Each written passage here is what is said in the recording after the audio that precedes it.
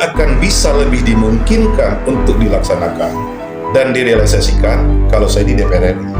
Jadi saya pikir gagasan ini nggak tercover kalau saya di kota atau di provinsi. Tapi gagasan ini akan bisa kita cover, bisa kita perjuangkan kalau saya di RI. Rumah sakit kan tidak tumbuh setiap tahun. Benar.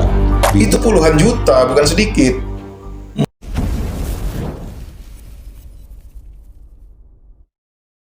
Assalamualaikum warahmatullahi wabarakatuh. Halo adik sana dimanapun Anda berada, kembali lagi di channel podcast kita, channel Realita Post TV, channel yang memberikan informasi, edukasi, dan inspirasi. Kali ini alhamdulillah kita berkat perjuangan dan ikhtiar ya, kita bisa podcast di studio kita. Alhamdulillah, dan ini tayangan perdana juga, bintang tamunya hadir langsung. Nah, ini sudah ada di depan kita, ada di sana, yaitu Bang Saifullah SH. Nah, Bang, apa kabar Bang?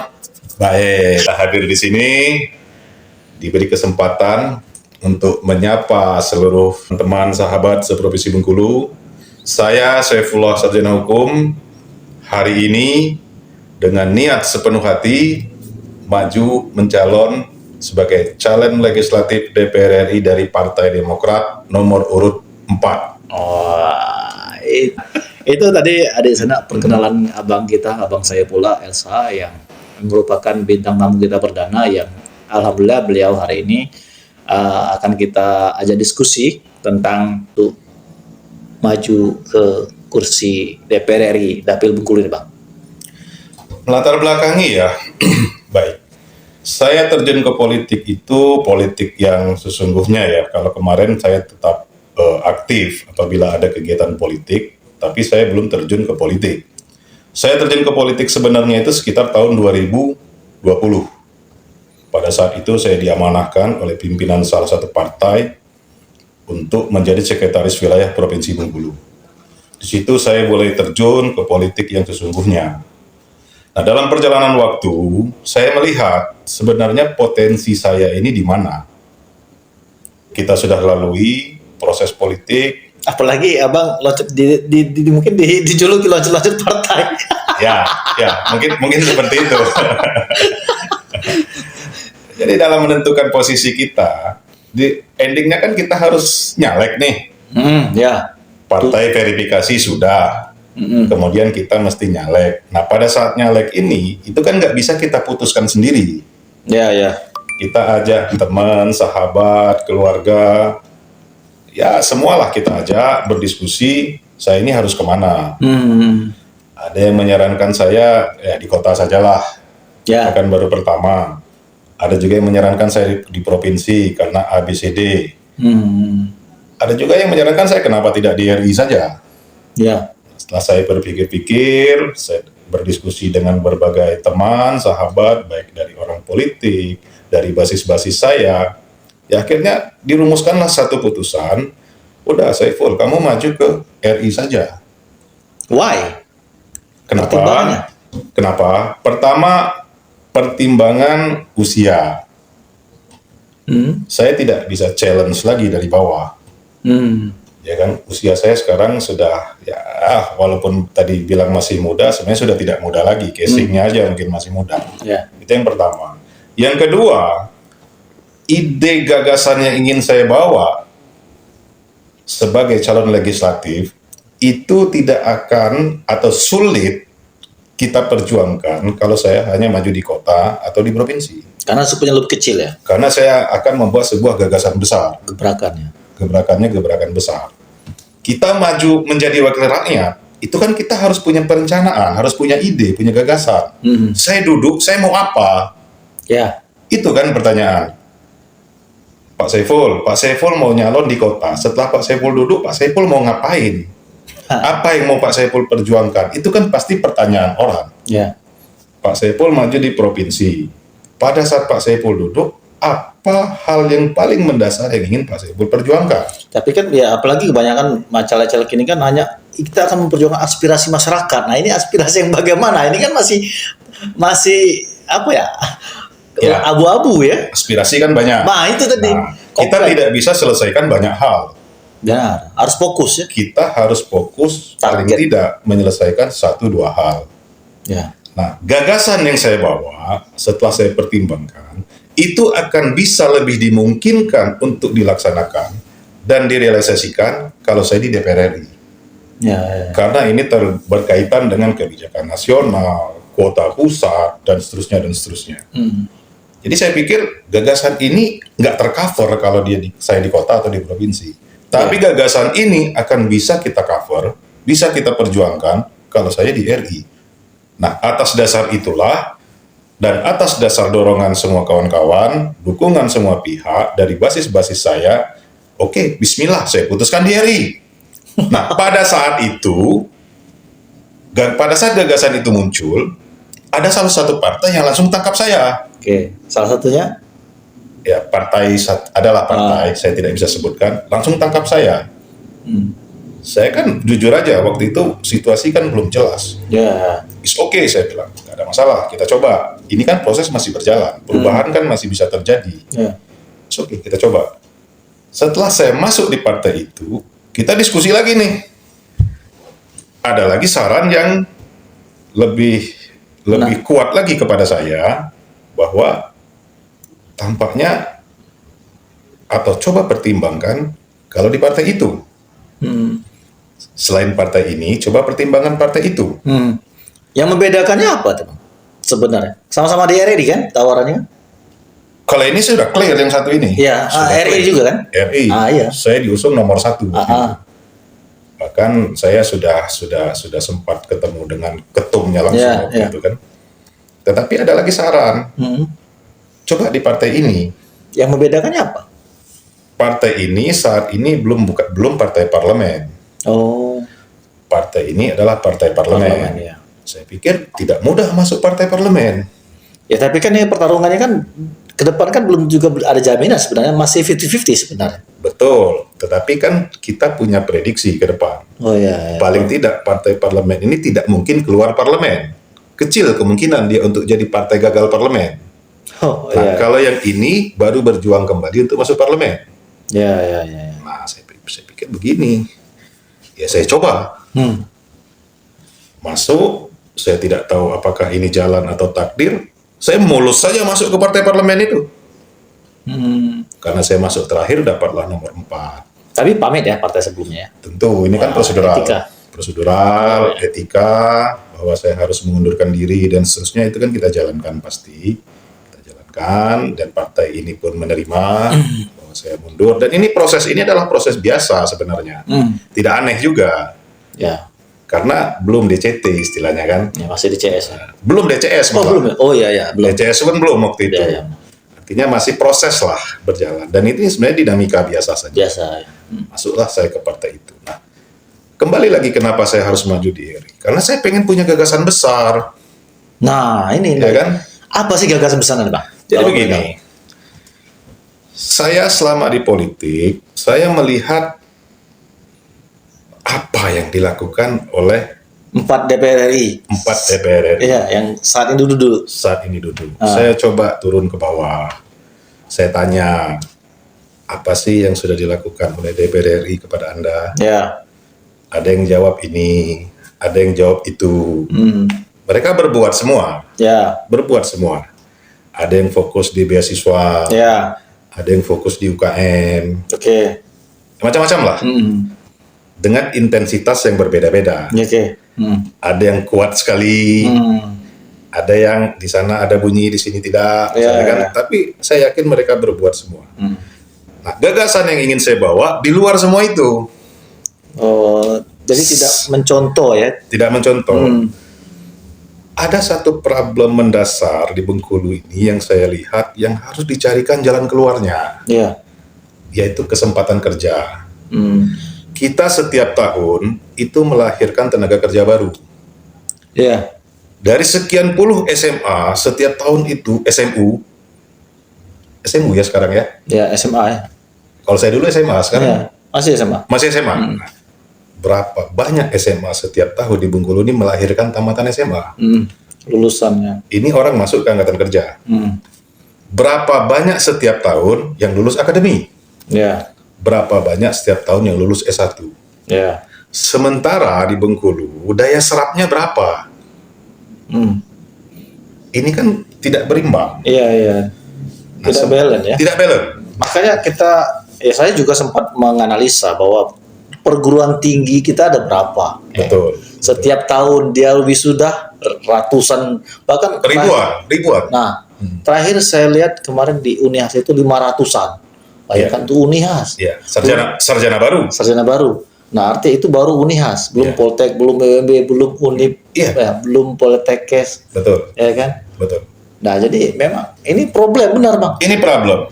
Yang selama ini tidak terentaskan oleh wakil-wakil kita sebelumnya, karena terus terang 4 wakil kita ini yang sedang duduk ini sudah masuk fase, ada yang hat-trick, ada yang udah 2 kali, mungkin ada yang 3 kali. Iya. Tapi belum terjawab itu dari periodisasi kepemimpinan atau mungkin masa jabatan beliau selama duduk, yang masalah ini kayak belum terjawab ya.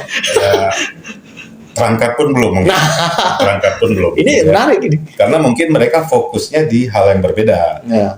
Kita tidak bisa juga mendiskreditkan mereka. Ya. Tapi mungkin fokusnya di hal yang berbeda. Nah, saya kebetulan melihat hal ini. Ya. Kita punya beberapa institusi pendidikan keperawatan. Rumah sakit kan tidak tumbuh setiap tahun. Benar. Ribuan perawat kita lahirkan setiap hari, setiap tahun. Rumah sakitnya itu aja. Benar. Akhirnya rumah sakit numpuklah honorer. Iya. Menjadi beban. Benar. Sehingga rumah sakit tidak bisa berkembang. Karena mau tidak mau orang ini ya harus dimasuki juga jadi honorer ya kan. Dipaksakan. Padahal tenaga perawat kita adalah salah satu tenaga terperawat terbaik di dunia. Orang suka perawat Indonesia di luar negeri. Saya terkonfirmasi berita itu dari banyak orang. Artinya apa? Satu-satunya jalan, anak-anak muda kita ini, begitu dia tamat, kita rencanakan mereka untuk bisa bekerja ke luar negeri. Apa keuntungannya? Pertama, dia akan dapat pengalaman yang luar biasa bekerja di luar. Wacana dia akan terbuka. Yang kedua, bayarannya jauh lebih tinggi dari UMR kita. Bahkan bisa 10 kali lipat dari UMR kita. Dengan catatan, mereka memang harus jadi tenaga kerja yang profesional. Ya, dia harus menyesuaikan standar ya. Ada standar yang di luar itu, sehingga dia bisa diterima kan. Betul. Nah, itu. Dan negara sebenarnya memfasilitasi itu. Kita kan punya Kementerian Tenaga Kerja. Kita punya BLK. Kita punya BNP 2 TKI. Ada kan? Ya. Nah, sekarang bagaimana fasilitas yang disediakan pemerintah itu, kita sebagai anggota DPR RI berbicara dengan yang punya fasilitas agar mendapat kuota yang layak untuk Bengkulu. Dengan kondisi apa? Kondisi daya serap Bengkulu rendah. Daya serapnya ya, benar. Orang ini harus bekerja.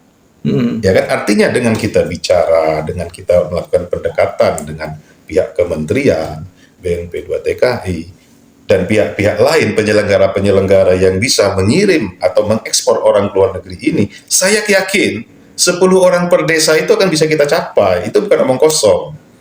Kenapa? Karena tenaga kerja di Indonesia di luar negeri itu puluhan juta, bukan sedikit. Jadi 16.000 jika dibandingkan dengan puluhan juta itu nggak seberapa. Ya, berapa persen lah ya. Betul, karena ada satu yang bertanya kepada saya, 16.000 itu nggak sedikit, Anda nanti bagaimana untuk merealisasikan itu? Nah, kenapa? Karena mereka tidak tahu bahwa tenaga kerja kita itu puluhan juta di luar negeri. Perbandingannya. Iya. Jadi 16.000 itu tidak banyak. Iya. Dan 16.000 itu akan kita realisasikan dalam 5 tahun. Ya, bertahap ya. Iya, artinya kalau kita bagi 5, ya kurang lebih sekitar 3.200 lah per tahun. Ya, makin kecil juga. Makin kecil lagi. Ya. Artinya apa? Dengan 1.600 desa dan kelurahan, hanya 2 orang per desa yang kita akan rekrut per tahun. Ya. Logis kan? Sekarang kita bertanya, apa yang didapat Bengkulu dengan kirim orang? Nah, kirim tenaga kerja ya. Nah. Gaji di luar negeri itu, average 15 sampai 25 juta untuk newcomer istilahnya, pekerja baru. Ya. Kalau gaji dia 15 juta aja, mungkin nggak dia kirim 10 juta ke Bengkulu? Yakin itu, pasti keluarganya dikirim. Kalau dia bisa kirim 10 juta ke Bengkulu, kalinya dari 16.000 orang itu, maka setiap tahun Bengkulu akan ada uang masuk 17 triliun. 1,7 triliun per tahun. Itu hampir setara dengan APBD Bengkulu dan jauh melebihi APBD kota. Iya. Jelas. Nah, artinya apa? Ini kan sebuah kerja, sebuah investasi yang harus dipikirkan serius. Karena tidak ada satupun pemerintah bisa bangun investasi yang feedbacknya bisa sebesar itu. Saya berani jamin. Benar. Tidak ada. Iya. Nah, ini kan harus dikelola serius. Ya, ini bagian dari investasi sebenarnya ya. Kalau pemerintah menangkap sebenarnya dari hitung-hitungan yang tadi, kalkulasi yang terukur, itu saya dengar itu sangat terukur sekali. Sekarang orang kan bertanya, bagaimana dengan pembiayaan? Nah ya. Kita kemarin sudah dialokasikan untuk pembangunan BLK internasional. Itu lokasinya di Bakorlu, di Tabalagan. Ya. Menterinya sudah datang, wamennya sudah datang, saya sempat temenin wamennya. Itu kalau terrealisasi, pendidikannya di sana, dan itu gratis. Pusat latihannya? Iya, dan itu gratis. Kalau itu belum terrealisasi, pendidikannya di Tangerang atau di mana, atau di Padang atau di Medan, itu gratis. Artinya apa? Sebagian besar biaya kan sudah ditanggulangi negara. Bikin paspor, berapa sih bikin paspor? Ya kan? Ya. Artinya kalau masalah pembiayaan, sebenarnya banyak jalan yang bisa kita gali untuk membantu masyarakat sehingga mereka tidak perlu mengeluarkan biaya di awal. Ya, kadang-kadang itu yang bikin kadang-kadang sungkan masyarakat, warga kita. Disinilah fungsi seorang calon DPR RI, dia membangun koneksivitas antara penyaluran tenaga kerja ke luar negeri, lembaga pembiayaan, orang yang ingin diberangkatkan, ini disinkronkan dalam sebuah program sehingga mereka bisa berangkat tanpa harus mengeluarkan uang duluan, kalau bisa gratis. Karena negara menyediakan itu yang gratis. Tapi mungkin kalau tidak terserap seluruhnya kuota gratis dari negara, kita bisa bantu dengan lembaga-lembaga pembiayaan. Berangkat mandiri itu 50-60 juta. Pinjol itu berani kasih orang pinjaman 50 juta, modalnya cuma nomor HP sama KTP. Sekarang kalau kita kasih jaminan job letter, mana yang lebih kuat? Nomor HP sama KTP atau job letter? Job letter dong. KUR, pemerintah, itu berani kasih 500 juta, modalnya hanya cuma surat izin usaha. Iya kan? Sama KTP. 100 juta tanpa jaminan. Sekarang kalau jaminannya kita berikan kepada BPD adalah job letter, kuat tidak? Ya luar biasa itu. Nah, artinya apa? Pembiayaan ini kan bisa kita carikan jalan keluarnya. Nah, fungsi seorang anggota DPR RI bisa mensinkronkan ini harusnya di luar tugas-tugas pokok dan fungsinya sebagai calon DPR RI. Inilah fokus yang harus dia perjuangkan. 5 tahun dia berhasil perjuangkan ini, membantu para pemuda Bengkulu bekerja di luar negeri, 1,7 triliun uang akan masuk ke Bengkulu. Wah, itu. Boleh tepuk tangan. Ya, sekarang ini belum selesai. Belum.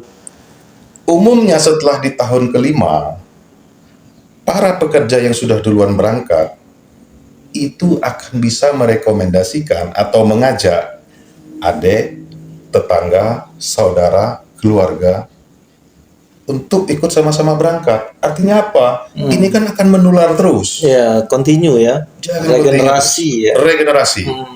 Karena apa? Di tempat dia bekerja, dia tinggal bilang, kita punya orang loh, adik keluarga saya, tetangga saya, dia bagus. Merekomendasikan ya. Dengan rekomendasi itu akan lebih cepat. Ya.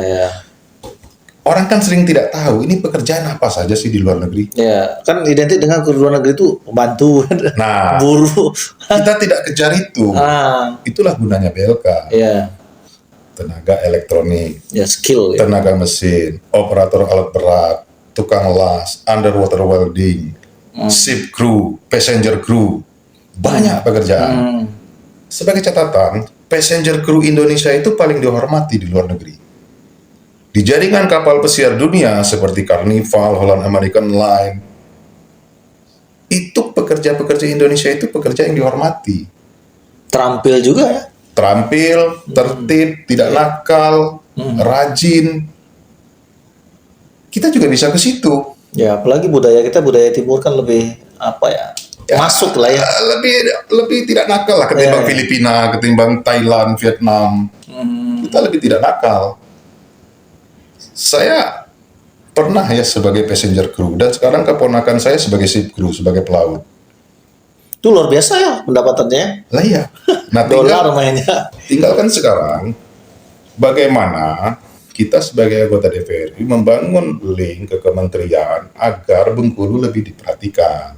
Ya. Ini kan hanya masalah komunikasi saja. Benar. Komunikasi, bicara, ngopi, sekali-sekali main golf lah ya kan. Ya. Kan hanya itu sebenarnya. Ya. Karena kan kuota itu setiap tahun mungkin ratusan ribu. Benar. Tetapi Bengkulu dapatnya mungkin berapa? Ya, karena tadi kurang dorongan tadi sebenarnya. Ya makanya kadang kita harus bisa juga main golf kadang-kadang. Nah itu. Nah jadi harus komunikasinya harus jalan. Iya. Komunikasinya. Dari sekian banyak kuota itu, tentu Bengkulu kita bisa sampaikan, kita bisa mohonkan untuk lebih diperhatikan. Intinya 16.000 itu nggak besar lah. Kecil. Itu akan bisa kita capai asal kita sungguh-sungguh dan fokus. Iya. Nah, ini juga yang ingin saya sampaikan bahwa ya kalau kita nyalek, kita punya gagasan lah. Iya. Kita punya tujuan lah. Benar. Jangan kita nanti begitu nyalek ditanya orang, kamu mau nyalek mau ngapain? Oh kami mau cerap aspirasi ini. Itu lain soal. Kita nyalek kita sudah punya rencana duluan. Iya. Apa rencana kita maju pada saat kita duduk dan apa yang akan kita lakukan? Terlepas kita nanti di komisi berapa itu urusan lain. Nanti ya. Tapi dengan panel DPR RI kita bisa ketemu menteri kok. Nah ya itu makin mudah ya. Kalau saya pakai panel kota sulit ketemu. Harus lewat berapa tingkat. Tapi kalau saya pakai panel DPR RI, insya Allah bisa ketemu. Iya. Dan kalau ketemu, inilah misi perjuangan saya untuk Bengkulu, khususnya para anak muda Bengkulu. Nah itu. Tepuk tangan dulu kita. Boleh. Biasa. Boleh tepuk tangan. Boleh. Karena memang patut diapresiasi. Memang harus seperti inilah adik anak dimanapun Anda berada, bahwa mungkin ada caleg-caleg yang juga menyaksikan tayangan video ini mungkin menjadi semacam inspirasi juga bahwa memang mencalonkan sendiri sebagai anggota legislatif atau menjadi legislator itu harus mempunyai gagasan. Ya saya berpikir begini, yang saya mau jual sama rakyat itu ya gagasan, bukan tempat minum. Nah iya. Bukan tempat minum, saya nggak kebeli tempat minum. Saya mau kasih 100.000 buah tempat minum orang sebengkulu, itu saya nggak kebeli. Ya. Yang saya harus jual kepada masyarakat Bengkulu, saudara saya yang ada di Bengkulu ini, ya gagasan. Dan gagasan ini menjadi hutang yang ada jejak digitalnya, kapanpun Anda bisa tuntut. Ya, nah itu mungkin tayangannya bisa jadi. Iya. Jadi inilah yang memang harus kita sampaikan lewat podcast yang luar biasa ini kan. Ya. Kalau baliho nggak bisa menceritakan itu. Baliho itu kan hanya kita foto, cari pose yang paling tampan atau yang paling cantik. Kalau kurang tampan kita edit, kurang cantik kita edit, sampai menjadi cantik. Ya kan? Tapi tidak bisa menceritakan apapun. Isi kepalanya nggak muncul dari baliho itu. Jadi makanya saya agak tidak terlalu tertarik lah pasang-pasang baliho. Karena saya pikir ya baliho nggak bisa menceritakan apa-apa. Itu hanya menampilkan posisi terbaik dia saja. Tapi isi kepalanya nggak tahu ya. Inilah yang paling tepat. Ya. Audio visual lewat media podcast seperti ini, sehingga masyarakat bisa tahu apa sih sebenarnya yang ada di isi kepala kita pada saat kita mencalonkan diri menjadi wakil saudara-saudara kita sebengkulu ini. Inilah yang mau kita perjuangkan. Dan ini menjadi dedak digital yang kapanpun bisa dituntut kepada kita. Ini hutang kita loh kepada masyarakat. Ya.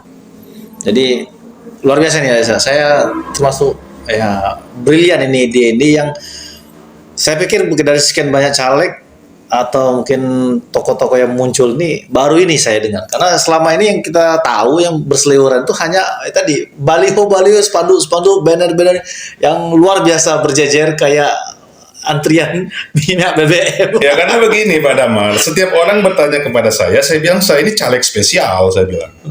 Kenapa? Karena saya bukan pensiunan yang sudah punya banyak aset kemudian maju lagi nyalek DPR RI.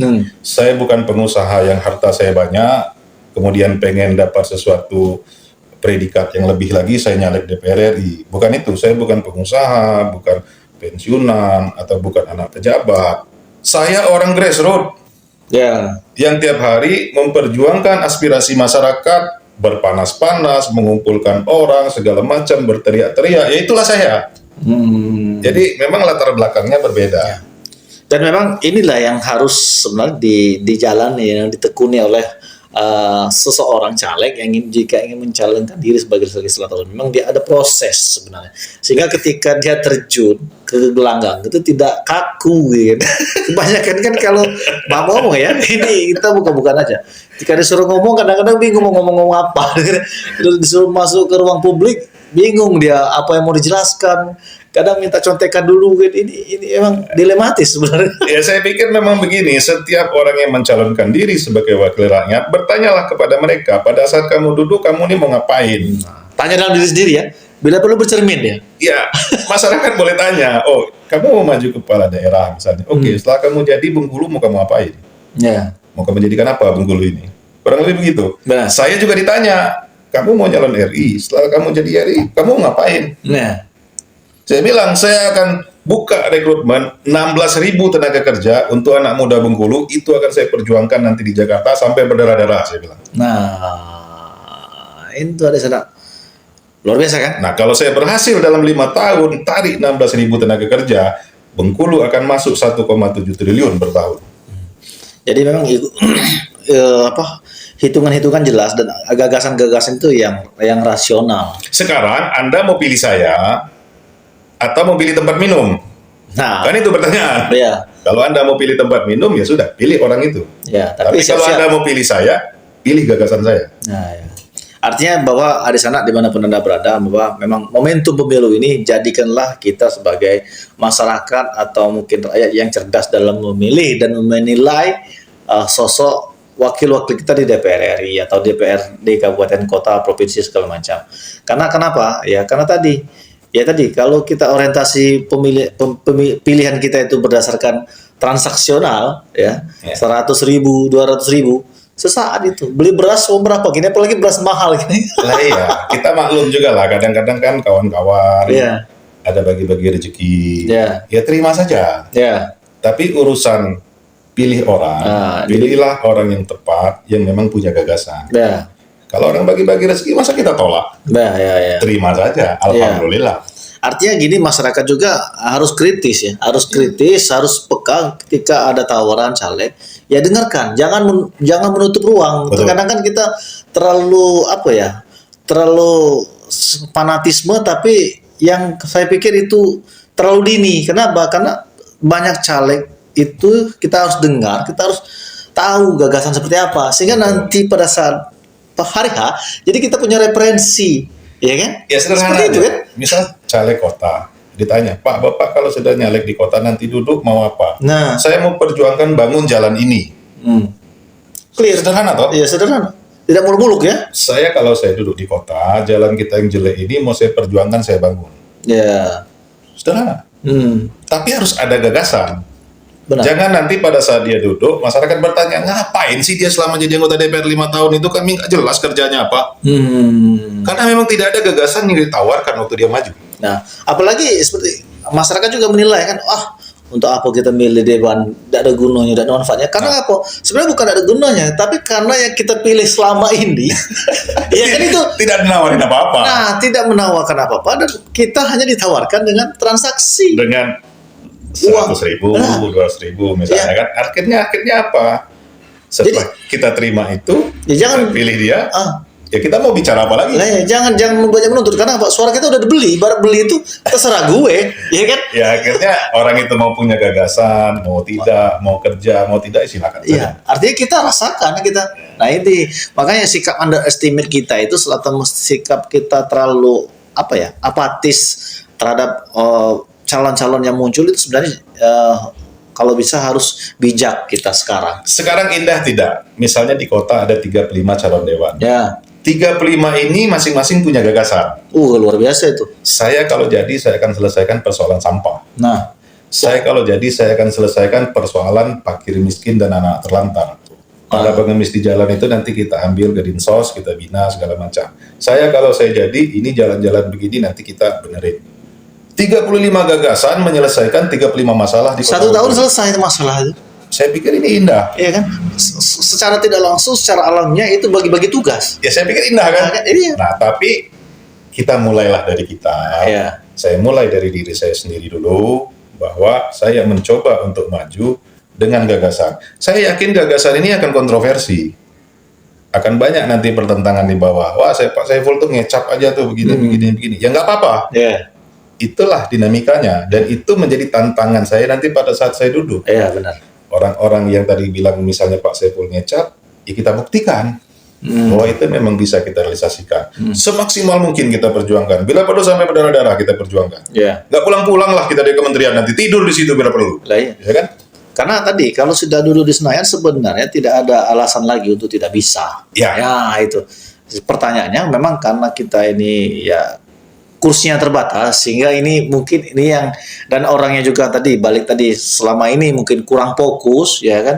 Akhirnya apa yang menjadi substansi, apa yang di percepatan itu seakan-akan masih belum terlihat ya kan. Saya ingin memberi apresiasi kepada salah satu anggota DPR RI kita. Ya. Saya orangnya fair. Ya. Kalau memang objektif wajib, ya. Saya objektif. Ya. Kalau memang wajib kita apresiasi, saya akan beri apresiasi. Benar. Saya keliling beberapa titik, saya dengar mereka sangat berterima kasih karena beasiswa. Ya.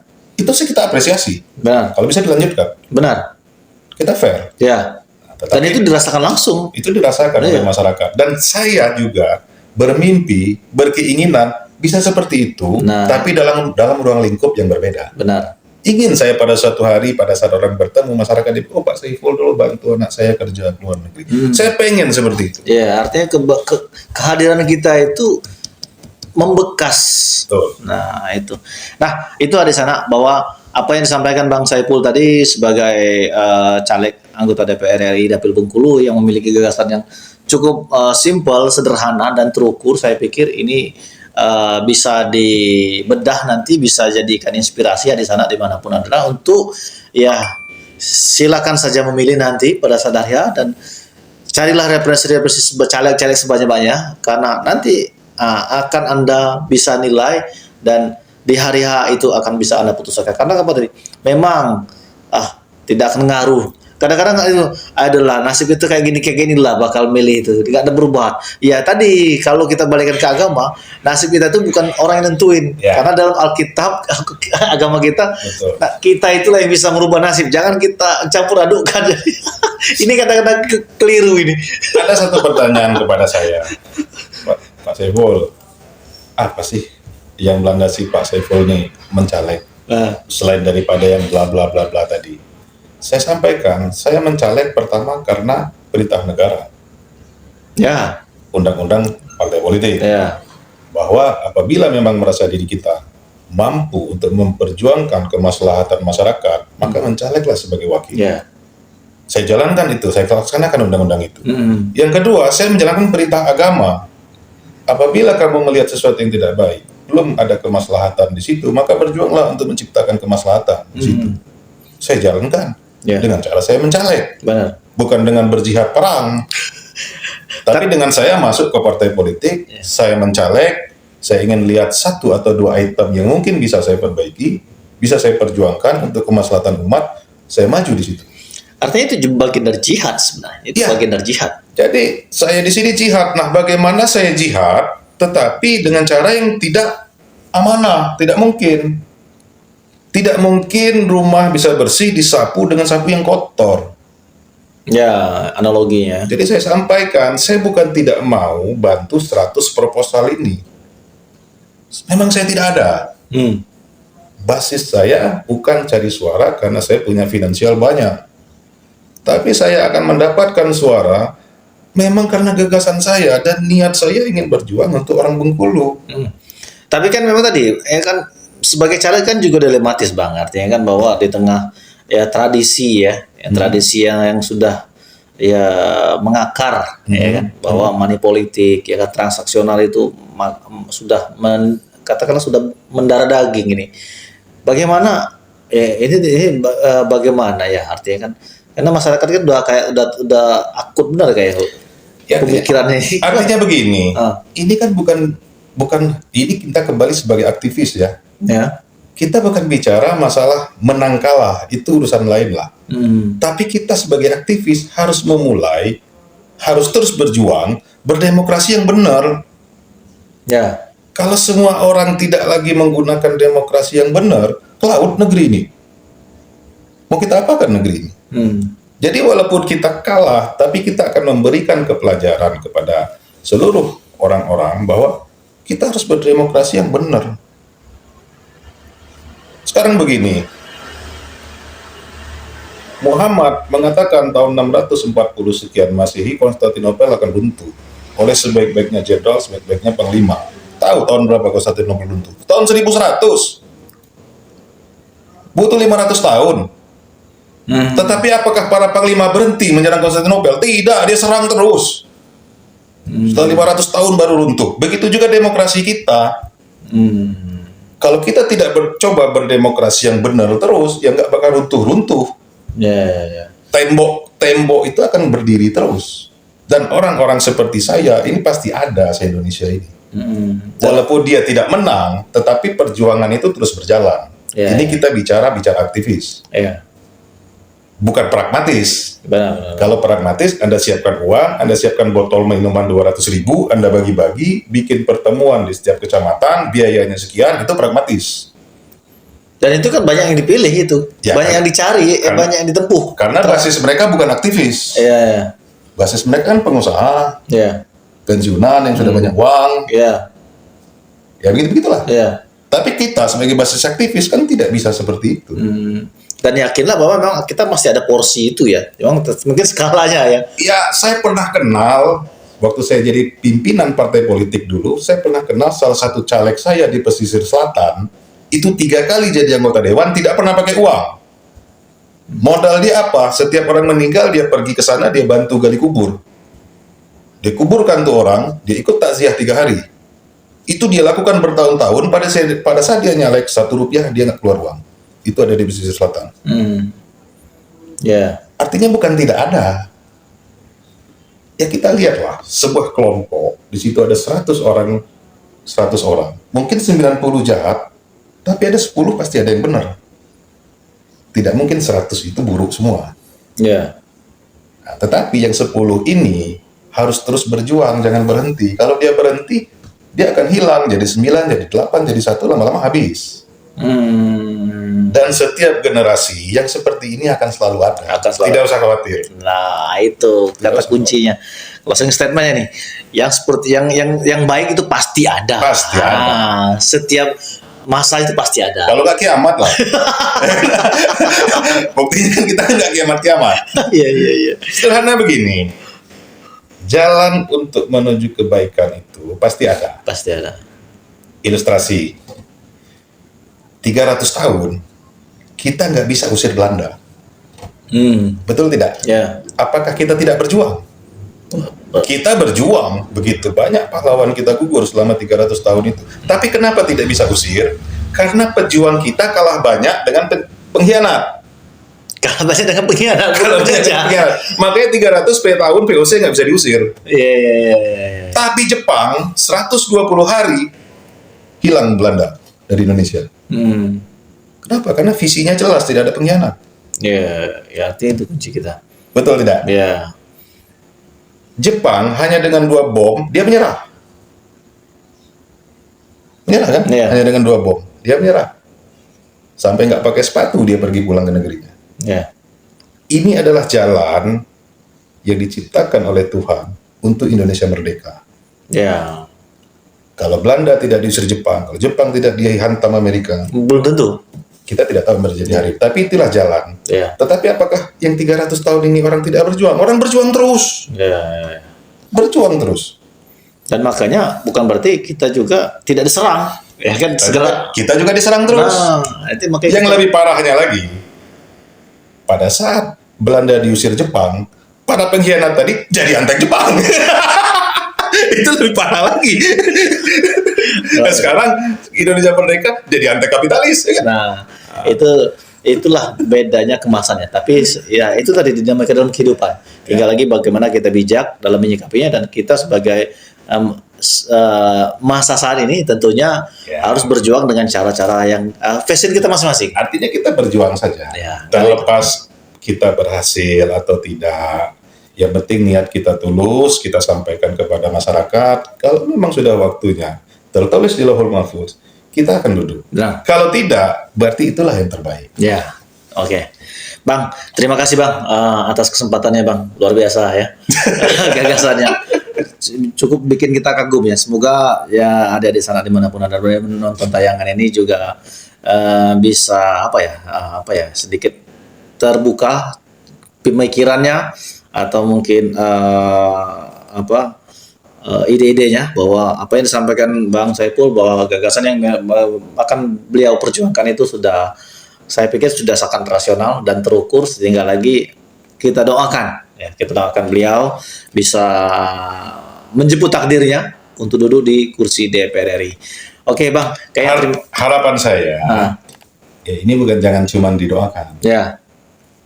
Uji gagasan saya ini dengan cara pilih saya. Beri saya kesempatan. Oke, itu ada Desna.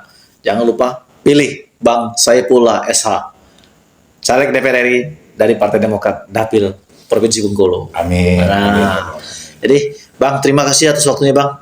Tentunya kita tidak hanya sekali ini aja berdialog ya. Nanti ada topik-topik yang lebih menarik tentunya. Saya kalau diundang Damar ini selalu siap, walaupun selalu deg-degan ya kan. Karena terus terang ini tayangan perdana kita di studio kita, dan semoga ini menjadi titik balik kita untuk lebih jaya lagi. Bisa mengantarkan Bang Saiful untuk duduk di Senayan dan untuk Bengkulu lebih baik. Itu katanya untuk Bengkulu lebih baik dengan program dan gagasan yang akan beliau realisasikan jika terpilih. Amin. Oke, Bang, terima kasih Bang waktunya. Semoga bermanfaat dan semoga menginspirasi adik sanak dimanapun Anda berada. Dan tentunya sebelum kita akhiri podcast kita hari ini, jangan lupa ya bisa like, comment, and subscribe ya. Semoga kami semakin semangat menayangkan konten-konten yang menarik, yang menginspirasi adik sanak dimanapun Anda berada. Dan sebelum kita tutup, biasa kita akhiri dengan tagline kita, Berbis. Ini ada di sana yang subscriber yang selama ini termasuk udah lama kita belum tayang, mungkin sudah rindu ya dengan tagline kita. Oke, kita tutup dengan tagline kita, Realitapus TV Channel Berbis. Kami akhiri, wabillahi taufiq wal hidayah. Assalamualaikum warahmatullahi wabarakatuh.